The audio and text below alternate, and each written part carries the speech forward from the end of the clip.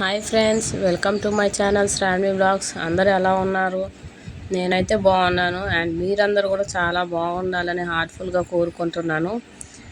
ఈ కోడిని మేము కొత్తగా తీసుకున్నాం, మళ్ళీ ఒక 2 days అవుతుంది వచ్చి. నాకైతే ఇంకా అలవాటు అవ్వలేదు, పట్టుకుందాం ట్రై చేస్తుంటే పొడుస్తుంది. సరేలే అని చెప్పి వదిలేసా.